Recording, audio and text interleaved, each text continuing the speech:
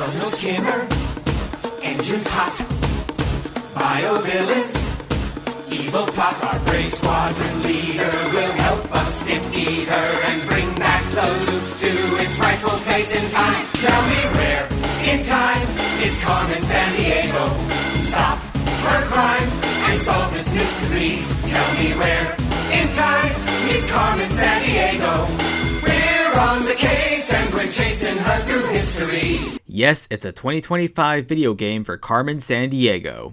I remember watching Where in Time is Carmen Sandiego back in the 90s, but for those who don't know, this woman in red started out in the late 80s as a villain in a series of educational computer games. Games that were meant to teach kids about various countries, languages, and history. In 2019, Netflix released an animated series that saw this Master Thief switch from evil to good while retaining her Master Thief skills. That series is what this recently launched Switch game is based on. The crime organization known as Vile commits a series of thefts all around the world, and it's your job as Carmen Sandiego to retrieve the stolen goods and bring Vile to justice. Truth be told, the only reason I know this show exists is because of this game, so I approached it from the perspective of someone who remembers this franchise from the 90s. There are times where the storytelling feels a little thin, but other times where it actually gets interesting with certain twists. From that point of view, it's an interesting change to play as the thief this time, but still go on a globe-trotting adventure where education is the focus. The game uses a cel-shaded art style to match the look of the Netflix cartoon, and it does that very well. This actually looks like a 3D version of that recent cartoon, with good animations, good lighting, and colors that really pop. And since they're just trying to match the cartoon, the visuals aren't demanding on the hardware, so the frame rate stays smooth.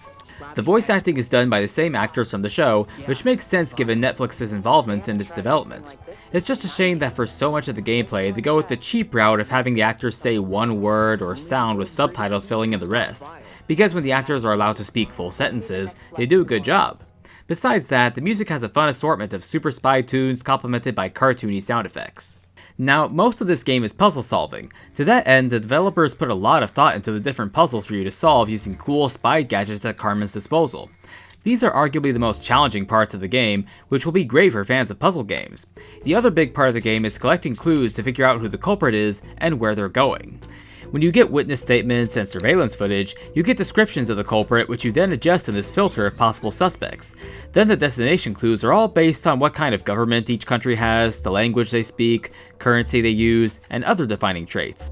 It's all a subliminal way to learn about different countries and develop puzzle-solving skills that's pretty similar to the 90s computer games. The part where you use clues to find your crook is pretty cool and well done, much like some of the better Scooby-Doo games out there. There are also some pretty cool sections with hang gliding, stealth followed by picking a crook's pocket, and using a grappling hook. These parts are very engaging, and understandably seeing them in a trailer makes this game look like a thrilling action-adventure. Unfortunately, that's not what this game is. These parts aren't all connected together in big open worlds like an Assassin's Creed game, even though a lot of people said this game looked like an AC game. Instead, these cool sections are more like self-contained minigames separated by text dialogue and menus.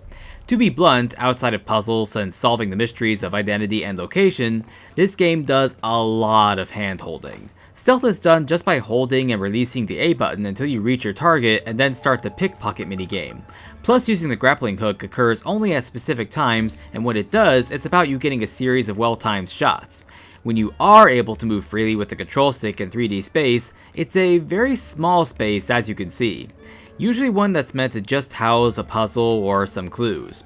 I was hoping for some hand-to-hand combat like even the cartoon apparently has, but the fantasy violence the game gets its rating for is left to just some cutscenes. Anytime Carmen does tackle or hit a guy, it's always told in text or it happened off-screen. You can't even really chase them, what is this? The Acme files are even less engaging. You're meant to travel from place to place and make choices which play out in text or the occasional puzzle.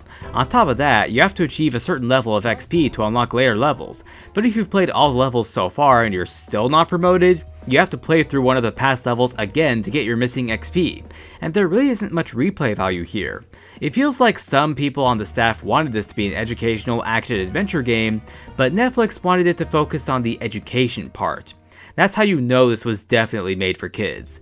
Look, I'm not saying adults can't like games aimed at kids. There are plenty of kids games out there that are fun for kids and adults, many of which I've reviewed.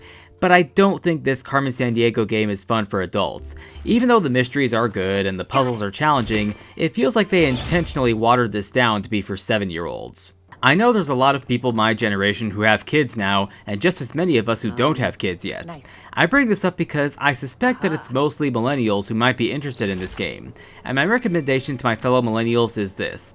If you don't have kids at this point in your life, you likely won't stay interested in this game, so you're better off skipping it. But if you do have kids and want them to learn things in a similar way to how we did, then this is a great game for you to buy for your little ones.